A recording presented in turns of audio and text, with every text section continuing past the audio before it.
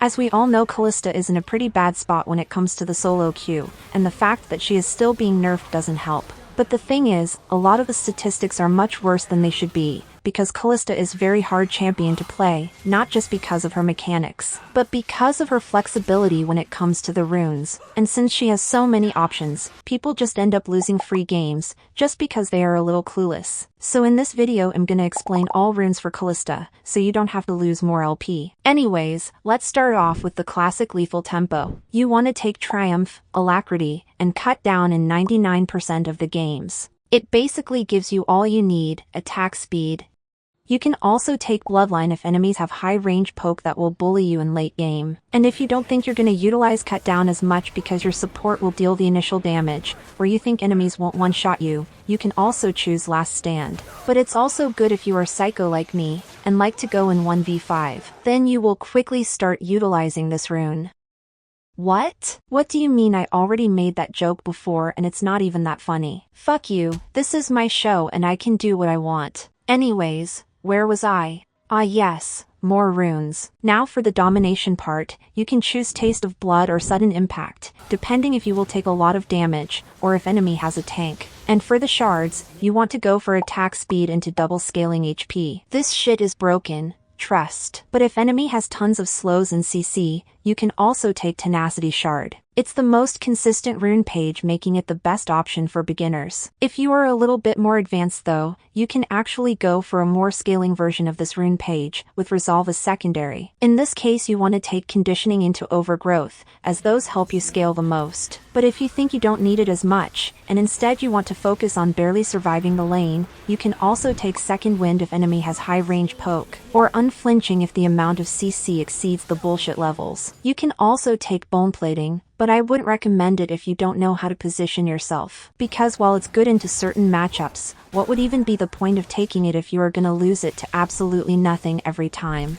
Okay, so those runes maybe potentially give you more than just attack speed. They might also give you good engage potential and high consistent damage no matter the lane, but that's just a detail. Attack speed is love, attack speed is life. And it's so important because it synergizes really well with a lot of different items that you will be buying, and in general it's really good with her kit. Speaking of items, this is an example build, and if you were ever lucky enough to see Kalista in action you probably have already seen it. It's very strong at all stages of the game. It allows you for really good long trades in the early game, and helps you chase down the enemies. And in late game you become slippery fuck that just jumps around like a frog with very strong zoomies. You also try to play front to back as much as possible to prolong the fights and maximize your E damage. It's honestly good in most games, but it most definitely is best when enemies are tanky and don't necessarily have that much damage, or if you have a really good peel on your team. Basically, when you know the fights will take long and you're gonna survive them. There is one problem though, that you need to be aware of.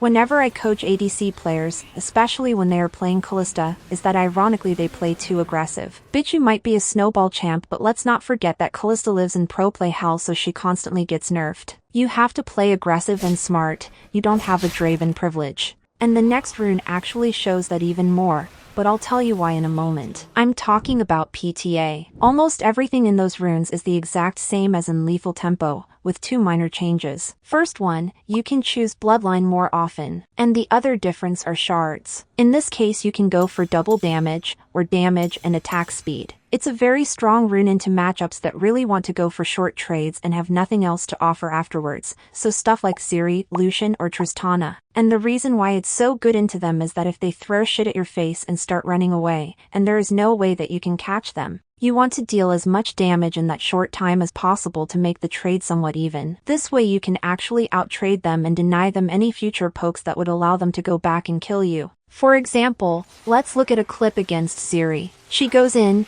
deals tons of damage, but I manage to hit the PTA and back off. Then I just go back and instantly kill her thanks to that. And same thing applies if it's enemy backing off, they just don't expect the damage. For the build, if you have skill issues, you can go the same build as with Lethal Tempo. But if you actually do know how to play Kalista, I would suggest going something more like this. So yes, more damage. But if your skill issues are simply too much even for extensive guides, I actually got something for you. Skill Gap is a free app to train your mechanics. It has a variety of trainings to help you improve in whatever you need. It's specifically designed so you can get better mechanically without having to actually play the game. On top of it, they are constantly developing it, so it's only gonna get better. And if you use my link, you will actually support me. Linky in the description. Okay, back to the video. For the playstyle, it's simple. Short trades in the early game, all in when enemies are in kill range, and it's free. I would also suggest Q max with this one, but it's not necessary. And when it comes to mid and late game, you play like any normal ADC,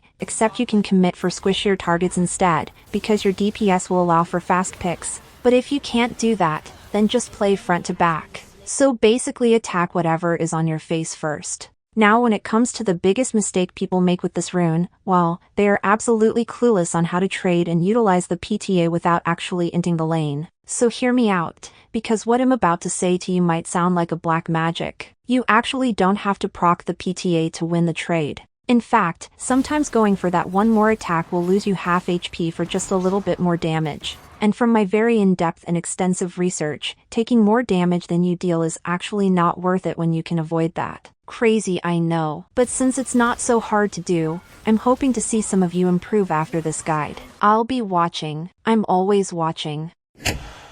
Bitch, you ain't watching nobody. That's what you get for bullying my pets all this time. I left for vacation and I come back to this shit? Really? Sorry guys you had to listen to this imposter this whole time, but I'm finally taking back what's mine. Okay, give me a second. Let me check where this random left off on script.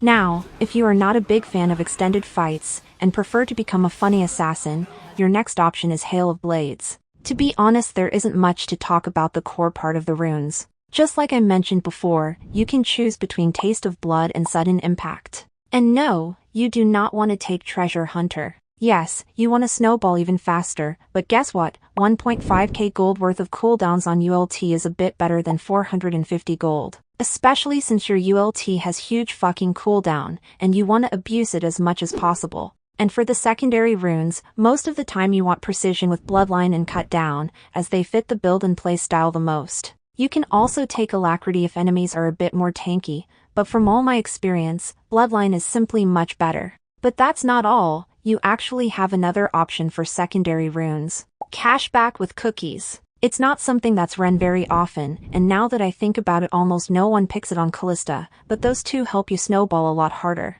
And yes, Cashback is a superior treasure hunter, and you just get more value from that. Get over it. Anyways, you want to take precision for consistency, and inspiration if you know for a fact you can bully enemies hard. And for the build, you actually also have two options, depending on preference. And since most likely your preference is wrong, I'm gonna say that crit version of the build is much better just because you still rely on attacks and you will just deal more damage. But who am I to decide how you're gonna lose your games? I'm just sending a message here. For the playstyle, it's way different to any other runes. You are basically playing ranged assassin that can even outtrade shit like Zed or Draven. You want to make enemies fear you. You kill, they don't. It's very good into two types of games. First one is where enemies are very much squishy. Then you just run around and one-shot everyone for fun. The other type is when enemy will hard outscale you. It mostly refers to enemy ADC, but if enemies have some more bullshit that will just explode you with a sneeze, it's also very good. It gives you much better chance of matching them in late game, or even will help you outscale them if you play properly. Because what is a fed Jinx going to do if you randomly catch her and she has no time to react before exploding? Exactly. And when it comes to common mistakes, well, I'm not gonna lie, I wanted to make a whole segment shitting on lethality build. But apparently people finally realized how bad it is and actually stopped buying it. So the only other mistake I can think of that people make is that they completely throw the lead in the late game. Yes, you're a ranged assassin, but you still should stick with your team and not play frontline. And for the last runes, I got a little bonus for you guys. Because I wouldn't be myself if I didn't go out of my way to make something questionable work. So this time it's Conqueror. And why? Because I can. Okay, no, but for real, it does have a purpose. It has a pretty good lane bully potential with very good scaling. As for the runes, not much to explain. Those are clearly scaling runes, so you will need resolve. An alacrity with attack speed shard is a must-have, so you can stack up the Conqueror faster and get better trades. And when it comes to the build, I would go something like this. Yes, it's again the basic Kalista build with minor tweaks, but I will not go in depth about items. At least not yet. All you have to know is that higher attack speed is very much welcome in here. And for how to play it, during the early game you just try to poke enemies as much as possible. Getting E reset on enemies gives you a lot more value with Conqueror, and it also lets you stack it up just before going for an all-in. It's a perfect combination for bullying enemies. And when it comes to late game, you just try to play front to back just like with lethal tempo, because you want to survive for as long as possible. Except you can commit deeper once you fully stack Conqueror, because not only you will have a lot more damage, but you will also be able to heal yourself with E. It's best option when enemies have low range, because not only does it allow you for stacking shit ton of spears and getting free Conqueror stacks, but also you don't need as much attack speed to jump around, so no lethal tempo needed. Now, I would go over some common mistakes people make when taking this rune, but the only one I can think of is just that they don't even give it a chance. That's all for today. Thanks, bye.